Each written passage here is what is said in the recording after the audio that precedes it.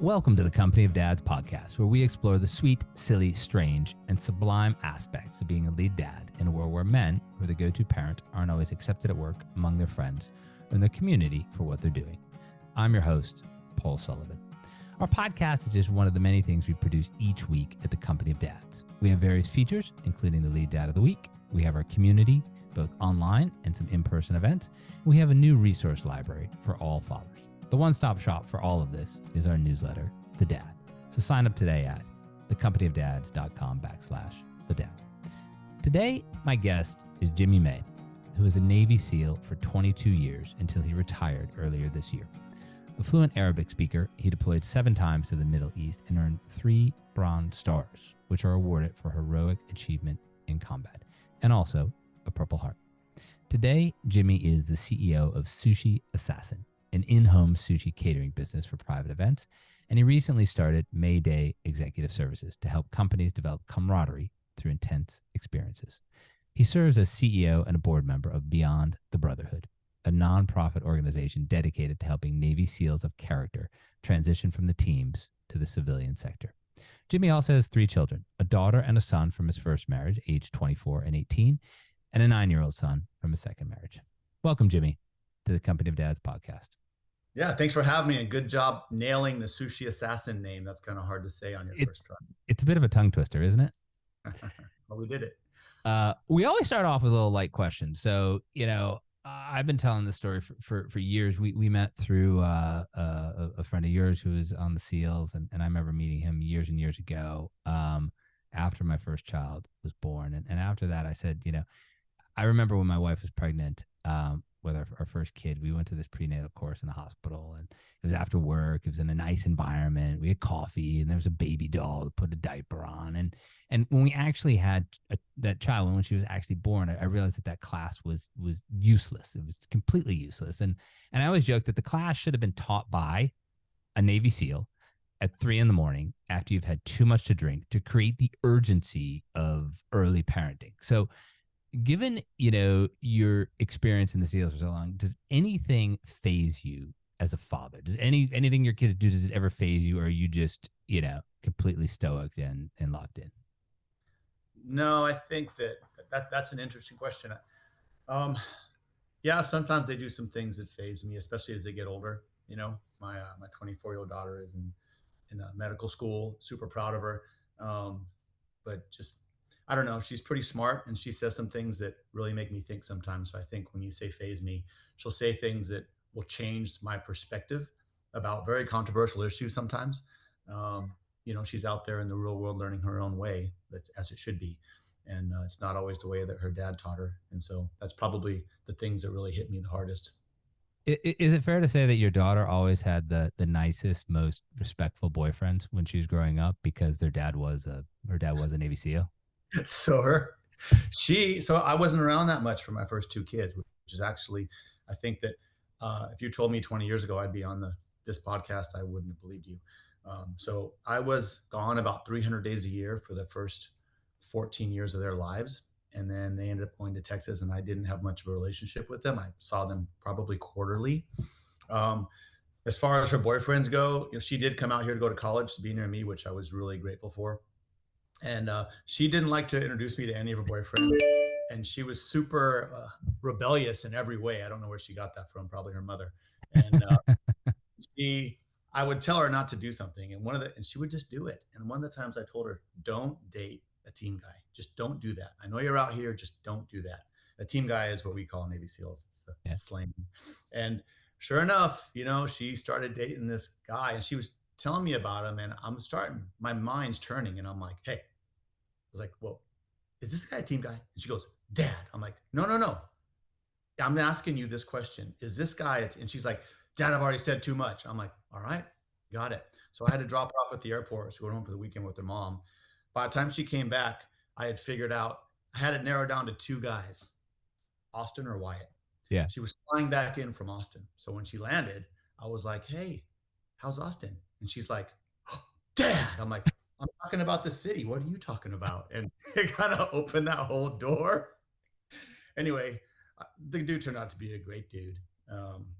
she broke his heart on right when he finished SEAL qualification training, and I was actually speaking at their SEAL qualification training knife ceremony. And anyway, he walked up to me, and I was like, it's all right.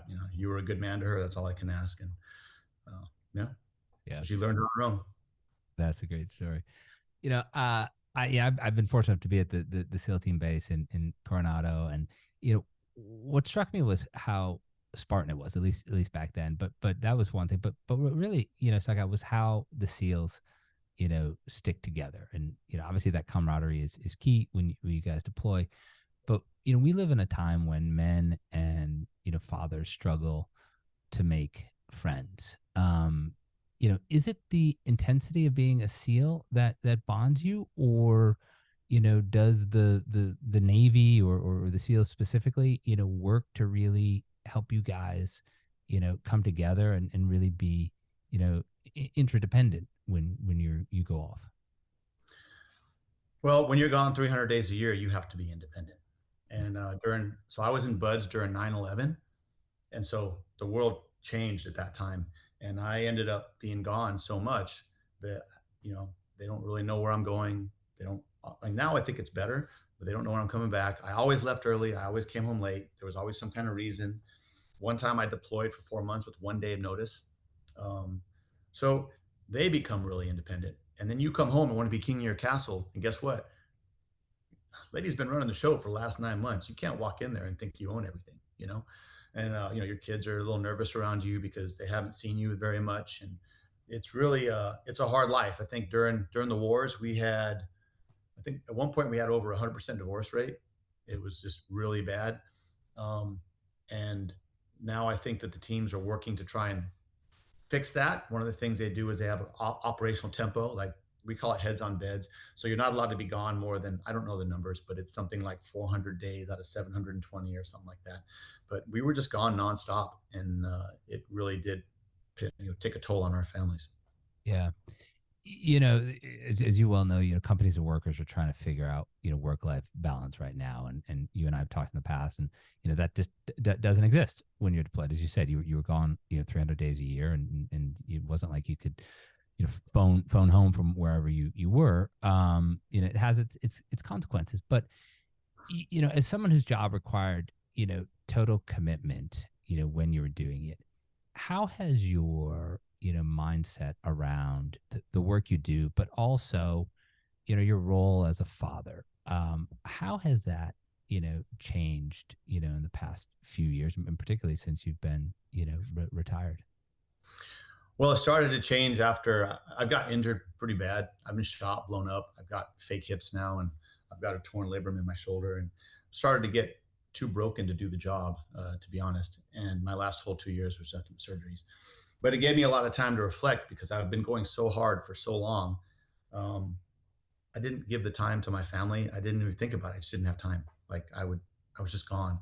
And I'm really grateful for the opportunity to get the chance to raise my 9-year-old son. I was concerned that the other two might be like, hey, this is weird, Dad. You were never around for us, and now you're around for them. But I think they've both kind of been like, hey, it's kind of cool that, you're realizing this now and how important it is. And, I've worked to keep a strong relationship with them. My daughter's in medical school, so she's super busy, but she makes time for her dad. And I try to take a trip with them, at least once a year where it's just us and we are off the grid, as in phones and stuff don't work because, you know, I would say it's for them, but also for me. I've got 3 businesses and people trying to get a hold of me. And sometimes it's better for me just to not have that option.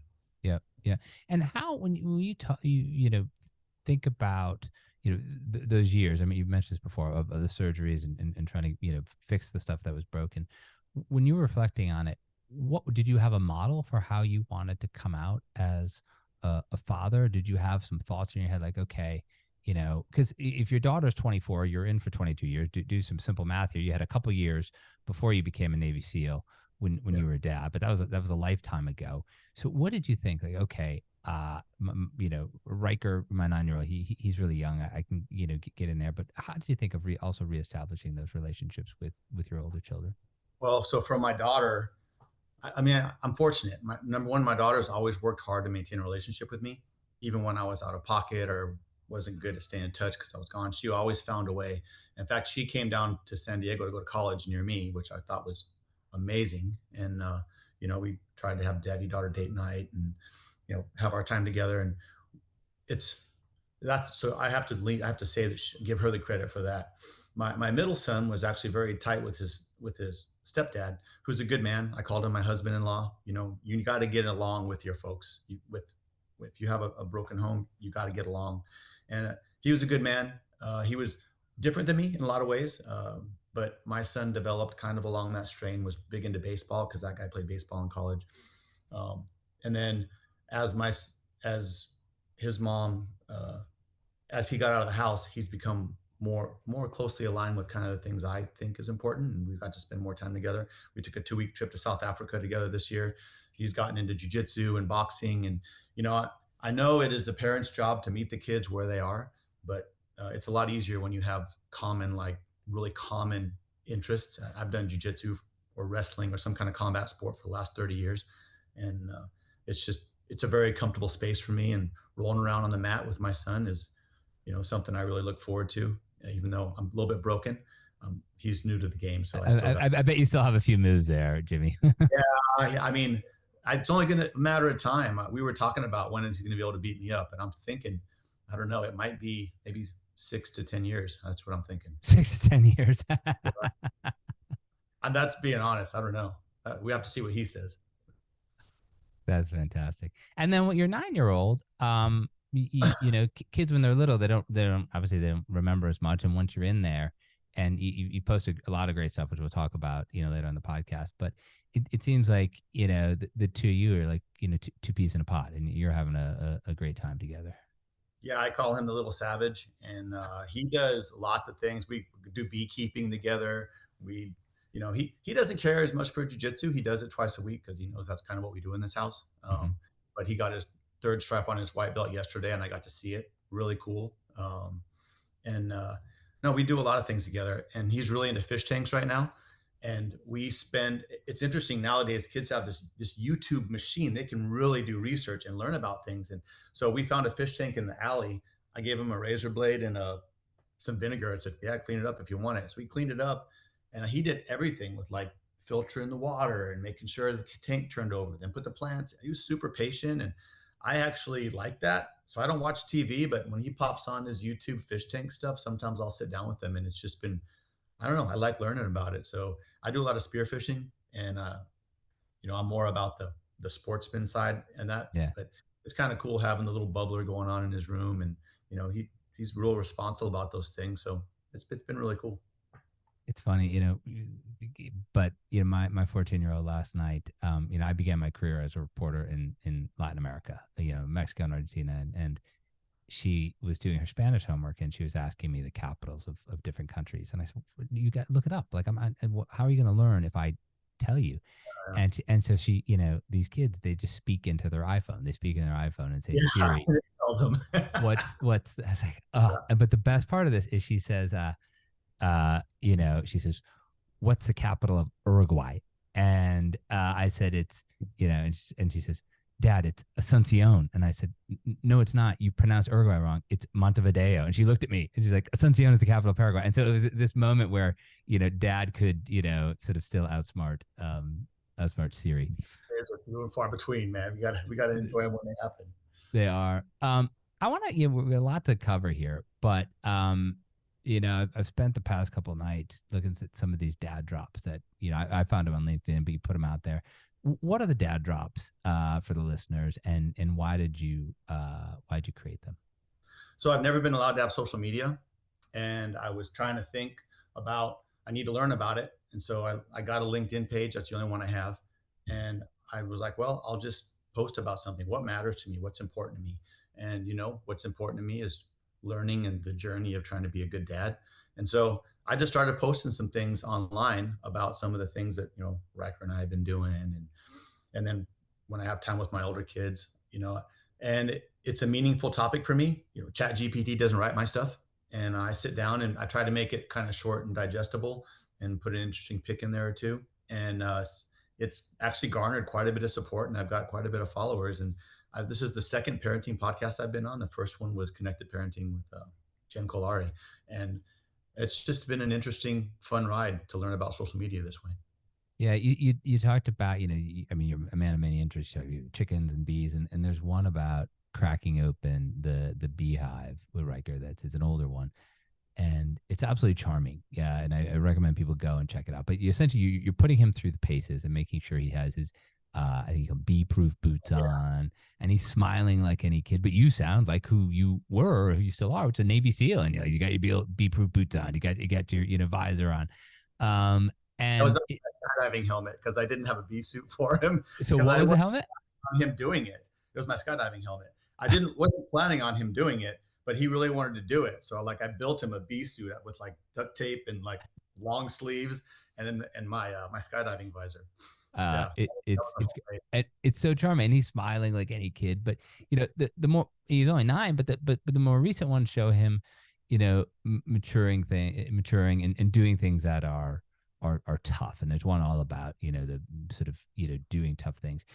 For other parents out there, it's one thing to say, look, this is what dad did. This is how I'm accomplished. I've done a lot of tough things in my life, but how do you think that parents, or you in particular, can teach a child and push a kid, not just to do tough things, but to be intrinsically motivated to do those tough things? You talked about the fish tank. That's something that you got to figure. But how do you think parents can be inspired to help their kids be intrinsically motivated to do those tough things they're going to need to do, whatever they end up doing in life? Yeah, I think that starts with the parent doing tough things. Like, I tell my kids anything worth doing is probably hard, or else it's not worth doing. And so um, we don't take the easy way out around here. With my son, when my son watches TV, every single time there's a commercial, he knocks out a set of push-ups or pull-ups, and we just try to find ways to like not be lazy. And so by you doing that, you set that example. You know, if you tell my kid that you don't do jujitsu, he'd be like, "What? Who doesn't do jujitsu?" Like this example in his life and all the people that are around him. That's what we do. And so I think that that's probably the most powerful thing you can do. And then number two is don't do things for your kids. And you can ask him. He'll get his four-wheeler stuck in a bush and sideways, and he'll be like, "Dad, you know, come help me." And he knows I ain't gonna touch it. I'm not touching that four-wheeler, unless it's about to fall off a cliff. Right. Otherwise, I'll be like, "Okay, maybe you turn your wheels here.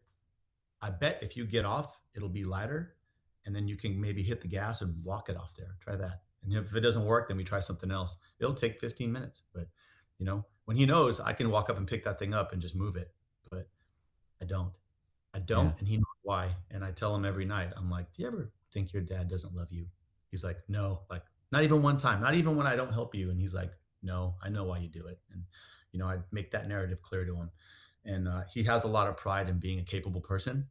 And if you see him around, he's a leader in his classroom at school, and it's because he's just capable. Called up to the school, and he's like, "Hey, would you guys like to do a fish tank?" He's like, "I'm really into them." And so the school paid for a fish tank, and he put it all together, and now the school has a fish tank. And I was pretty proud of him because I didn't have much to do with that. He just kind of decided that this was an interest, a way he could give back to the school, and he wanted to do it. So really cool. That's wonderful. I mean, was this something that you learned in your own childhood? Is this how it was with your father? It was different in my childhood because we had three kids, and my dad worked three minimum wage jobs. We were super poor. I mean, up until about, I don't know, 15 years ago, there was never, actually about 5 years ago, there was never a member of my family that didn't live in a trailer. So we came from really humble means. Hmm. And, my dad was gone all the time. I never really saw him until I got older. And then we got older, we didn't get along very well. Um, he ended up dying of cancer. And I will say, before he died, he really changed his ways. I'm not here to talk bad about my dad. He kind of saw the writing on the wall and made a great flip. And, I respect him for that. And then my mom, she had to work too, but she also had, three kids to raise. So we were doing things on our own. I think today you couldn't get away with that. Like, I came home, I had a key to the house. I let myself in. I would watch Super Friends and then Thundercats. And then, you know, then later on, my parents would come home maybe 3 or 4 hours later. When I got up in the mornings, there was a glass of milk and a bowl of cereal in the bottom shelf of the fridge where I could reach, and I would do that. So we were pretty independent growing up, but I think it was more by necessity, not by design.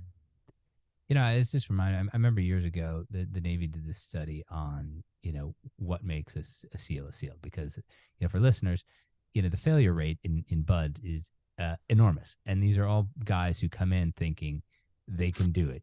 Four Yeah. sport athletes, super football players, Yep. all of this, and our mutual friend, Pat. I mean, I remember he told me when he was going through buds.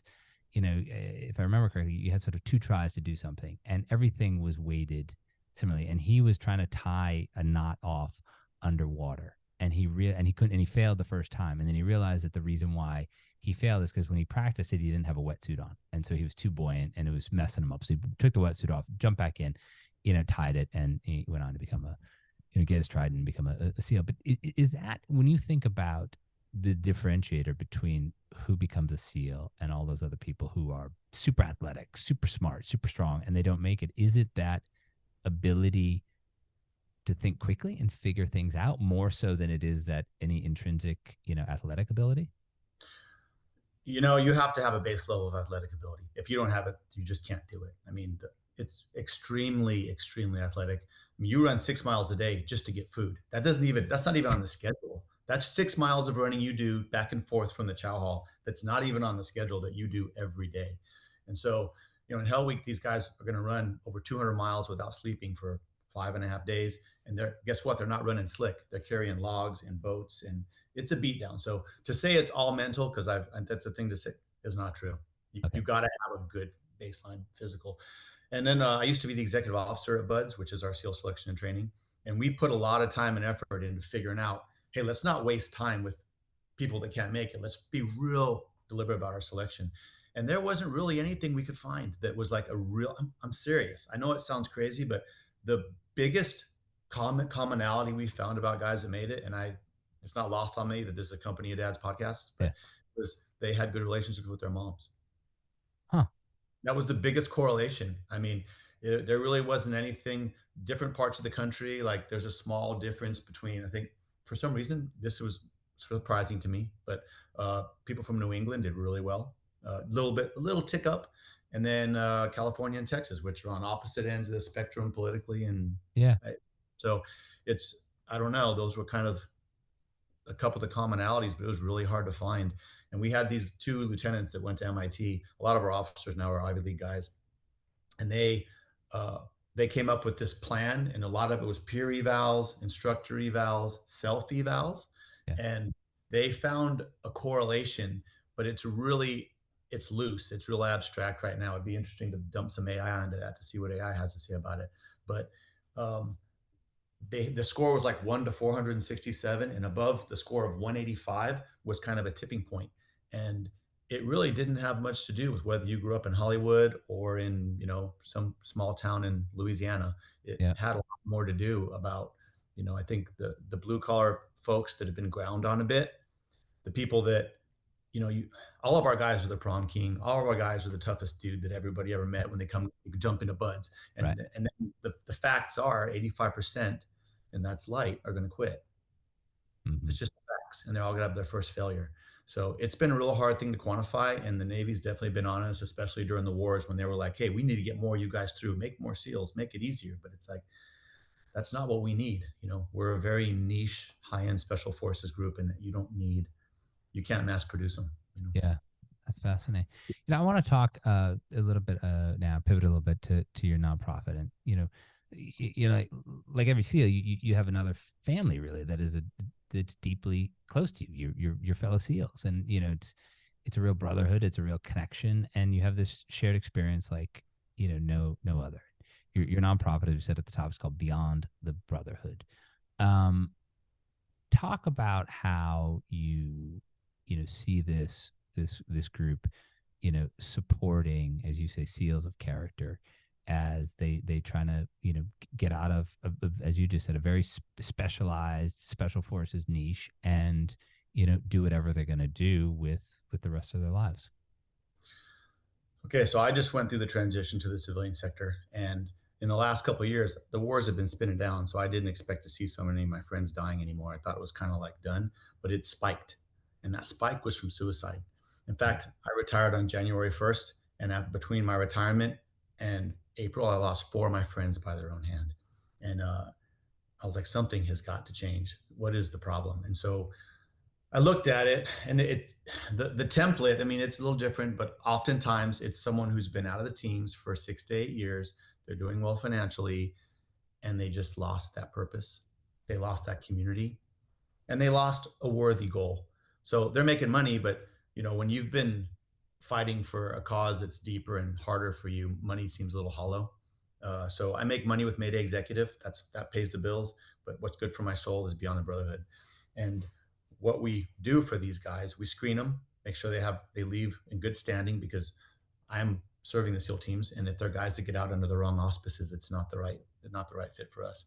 And then we have partners that we set up for hiring. You get used to moving in circles with normal people. I know it sounds weird, but when you're like in that dark hole that is, the world of the SEAL, it's not the same reality when you come out.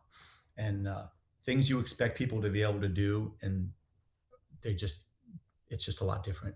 And so what we do is we bring these guys in, we get them ready for their next job, we introduce them to people that are in that level, that are at the right level, and we start bringing them along. And we did, in 2021, we did 14 guys. And this year we've had a lot. I can't keep up with it. We're actually trying to slow down because I don't have the funding to continue to like at the pace we're going, but it's definitely been something that's been powerful. I don't know. I'm not a doctor. I'm not a psychiatrist. I don't know how this is going to affect the suicide rate, but I think that having guys still connected to the community, giving them a purpose other than themselves and making money, and giving them goals through the stuff that we do at Beyond the Brotherhood, I think it's going to help. So that's how I feel about it. Yeah, and I've thought about this for years because I had a friend who was an admiral, a Navy admiral, and he had been in defense logistics, and did his job. Everyone has a job to do, but when he got out, he got a great job in the corporate sector, and it was easy because he knew how to do logistics for the Navy, and in the private sector, he knew more than anybody else.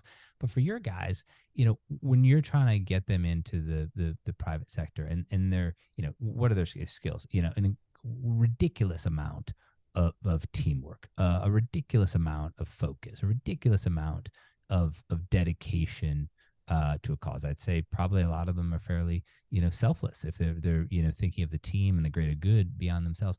What are some roles or jobs in the civilian world where they can make a good transition from the teams to XYZ company? So we're small enough to where I don't have a one size fits none solution. I usually go by what the guys want to do. And we have a lot of guys that are interested, believe it or not, in real estate, entrepreneurship, which entrepreneurship makes a lot of sense to me. That makes a lot of sense. Yeah. Our job is very entrepreneurial. I dropped some guy in Afghanistan with, a pocket full of money and, a refrigerator full of steaks, and he has to figure out how to like turn that village to our side or whatever it is we need to do. Right. So it's entrepreneurial in that way. So we have a lot of guys that are interested in entrepreneurship, but that's a hard road. It's easier if you have a pension, if they retire. So now they have something to kind of support as they get up and running. But that's been a really fruitful field for us. And then when I have guys that have been in longer, high level operations jobs within companies, maybe just below C-suite or just coming into C-suite. One of our guys was the Commodore of all the West Coast SEAL teams. So this guy is a high power dude, and he's got a job lined up. He's going to do phenomenal, but that's not a guy that you're going to, dump into an assembly line at a warehouse. This is a guy that is, his rightful place is going to be up in the C-suite with America, with corporate America, if that's what he chooses to do. And he just doesn't have the resume to write it. You know what I mean? Like, he's not going to be able to people in the SEAL teams aren't used to selling themselves. So they have to figure out, how am I going to write this, and maintain, my humility and discipline. And it's a little bit different when you get out, and that's kind of, we do that for the guys. Yeah, and I'm not playing this as for laughs, but you see like a corporate resume, and all these guys are puffing it up, and they did X, Y, and Z. Where your guys, it would seem like the opposite. You can't say like, "Oh, on my 5th deployment, I was here and I did." It's just a different, level of speaking about. But from your own experience, and as you said, you had a couple of years of the surgeries to kind of think through things. But as your own experience, what were the key things for you to be able to make this, transition from a highly decorated, very well-respected SEAL to, an entrepreneur and the leader of an important nonprofit? Um, I'm not any more decorated than most team guys that spent that kind of time in during the wars. It was and the I've war, talked to people before who have a Bronze Star. I've never talked to anybody with 3 Bronze Stars. most guys don't walk around saying that, but because a lot of times when you have awards higher up like that, things didn't go well. So um, anyway, when I see guys with a lot of awards, I'm just like, sorry, brother. Right. What helped me transition? You know what? I've got a great group of mentors. And so about in 2012, 2013, they asked me to start teaching combat leadership. And I was like, guys, I don't want to do that because I didn't like to talk about those things. It made me sick to my stomach. I don't think I had the best combat record, to be completely honest. I had plenty of guys get hit and killed on my watch, and that's a weight, right? And so I didn't want to do it. But there's these master chiefs, which was like senior enlisted in the Navy. And I really respected these 3 dudes. And they were like, we want you to do it. And you're doing it. Just do it once. I'm like, okay. So I decided to do nothing but talk about things that I screwed up, thinking they'll never ask me to do it again. And I remember it was a hard talk for me to have because I would feel sick to my stomach and talking about these guys that were, on these ops got hit and like, what I thought happened, but what really happened. And it was just, it was a painful thing for me to do. But when I was done, I'm like, I didn't have to do that again because that was terrible. But it turned out to be super popular.